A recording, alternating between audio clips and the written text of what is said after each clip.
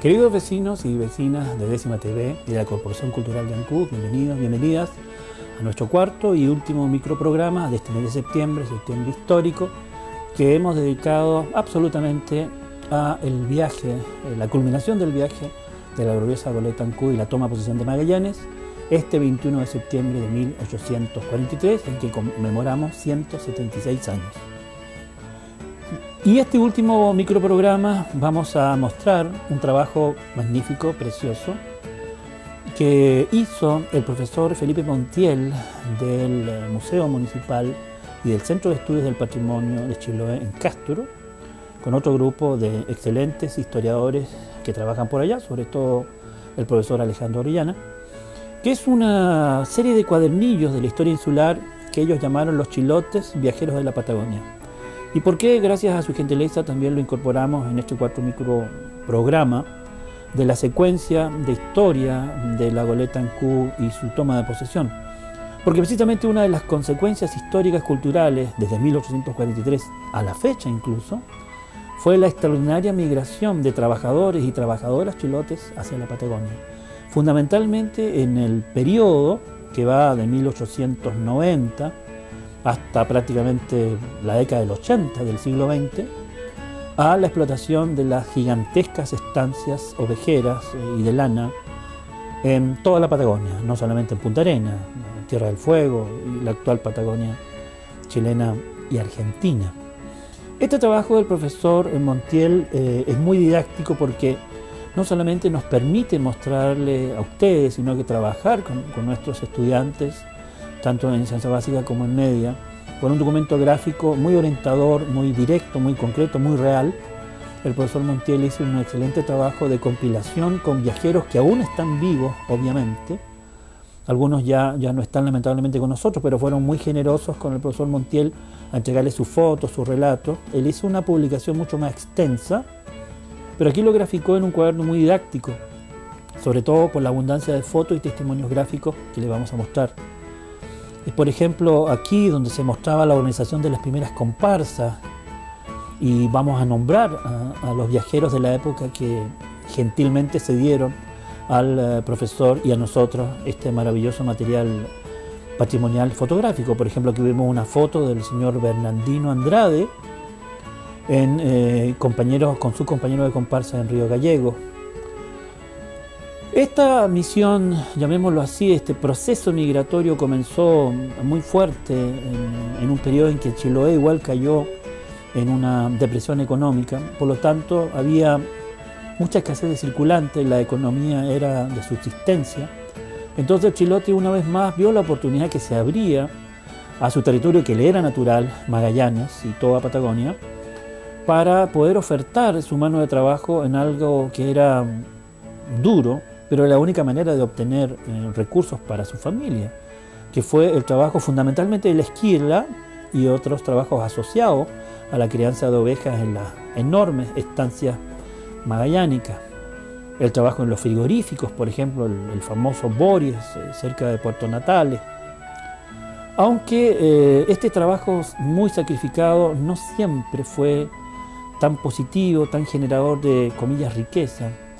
En algunos casos, ellos, los chilotes, al agruparse en movimientos obreros, los estancieros no desarrollaron el apoyo que se debería haber dado para tanta riqueza en esa zona, y por el contrario, hubo muchos maltratos, abusos, incluso represión violenta hacia los obreros que pedían mejoras en sus condiciones de vida. Así, por ejemplo, se dieron horrendos levantamientos obreros que fueron repelidos a sangre y fuego, y ojo con esto, por el ejército argentino. Los estancieros, tanto en el lado chileno como argentino, tenían tanta influencia que no tenían policía, tenían influencia para decidir que venga el ejército argentino a reprimir a los obreros. Eso fue lo que ocurrió en varios alzamientos, como por ejemplo en Puerto Natales, en 1919, donde murieron muchos obreros chilotes que se levantaron en armas para pedir ¿qué? Horario de 8 horas, 4 comidas, que no se le pagara con fichas.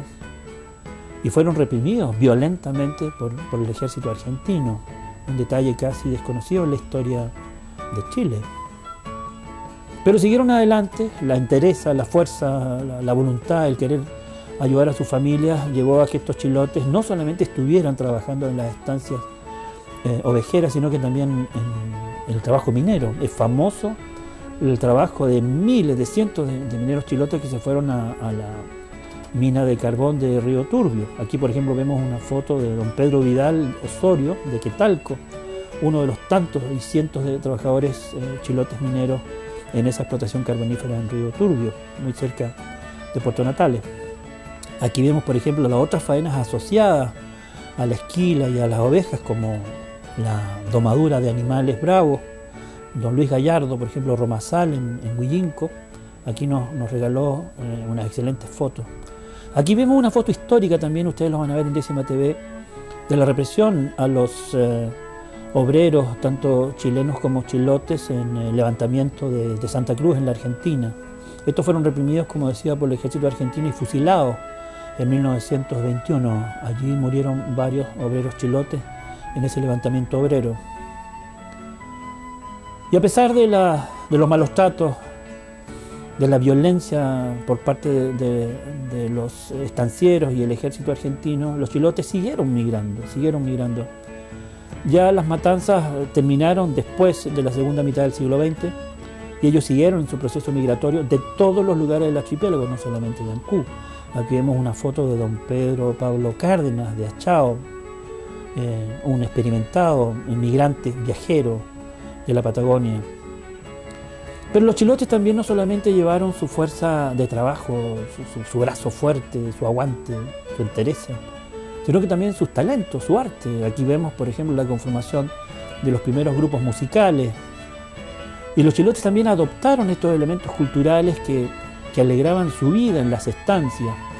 Por ejemplo, recuerden que los músicos chilotes eran músicos naturales, generalmente el instrumento que dominaban y que llevaron a la Patagonia para alivianar sus horas largas de descanso en el trabajo en las estancias era la guitarra. Pero en Magallanes adoptaron la famosa acordeón verdulera que después se trajeron a Chiloé, y en las comparsas eran los instrumentos irreemplazables que alegraban no solamente su vida en el trabajo en las estancias, sino que al traerlo a Chiloé enriquecieron la organología musical chilota que aprendieron en Magallanes. Eso hizo su vida bastante más llevadera. Las comparsas eran organizaciones, como bien lo explicaba el profesor Montiel en su trabajo, de grupos de amigos, familiares, conocidos casi de un mismo sector, que se especializaban en diferentes labores aparte de la esquila. La esquila era durísima. Aquí vemos, por ejemplo, ya no está el viajero, pero que entregó su legado fotográfico, don José Muñoz Alvarado, de Isla Quenac. Quenac era famosa por la calidad y habilidad de sus ovejeros y de sus esquiladores. Récord de 300 ovejas en un día, solamente los chilotes podían hacer eso y se divertían mucho compitiendo, porque no nos olvidemos que cuanto más ovejas esquilaban, más le pagaban. Ahí también se dio un proceso, o la ayuda, o la forma en que llegaron los migrantes de Chiloé hacia Magallanes. Olvídense de flota aérea, eran en la primera época, al principio del siglo XX, eran vapores. Famosos los vapores, el Araucano, el Taitao, pero tampoco se crean que los chilotes viajaban en primera clase.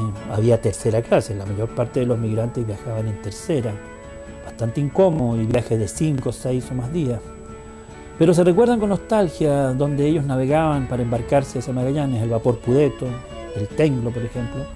Aquí vemos la foto que nos facilitó el profesor Montiel, el Navarino, el Viña del Mar, el Trinidad, barcos que generan mucho recuerdo que era su medio de comunicación también para ir a Magallanes. Y este proceso migratorio también derivó en algo que es fundamental en la historia urbana de toda la Patagonia, la fundación de núcleos urbanos. No solamente Punta Arenas en 1848, Puerto Natales, Puerto Bories, y en la zona argentina también, Río Gallegos, como Oro Rivadavia, entre otros puertos y ciudades que fundaron los chilotes en este proceso migratorio. Y en el lado chileno, en la Tapananda de Aysén, Puerto Aysén, Coyhaique, Puerto Aguirre, también fueron núcleos poblados que hasta la fecha conservan en su mayoría población descendiente de chilotes. Por ello, Y ya un poco para ir concluyendo este proceso histórico que se inicia con la toma de posesión el 21 de septiembre de 1843, Chiloé generó toda una dinámica cultural de entrega de trabajo, de vida, de cultura entre 1843 a muy entrado, y yo diría hasta la actualidad del siglo XX pasado, porque ese es el gran legado que nos da la goleta Ancú y todos los chilotes migrantes que fueron después. Los chilotes sacrificaron su vida, sacrificaron todo, sus familias, muchos padecimientos, represiones, opresiones, abandono, inviernos crudísimos, para lograr una vida mejor, para crear vida. Y ese es el gran legado del Ancú y todos los miles de chilotes que dieron su vida en un lugar maravilloso, pero tan duro, que le significó tanto sacrificio, pero tanto orgullo de decir: yo vengo de Chiloé y yo creé vida en Magallanes. 176 años de la llegada de la gloriosa goleta Ancú. Honor a ellos y memoria eterna. Muchísimas gracias.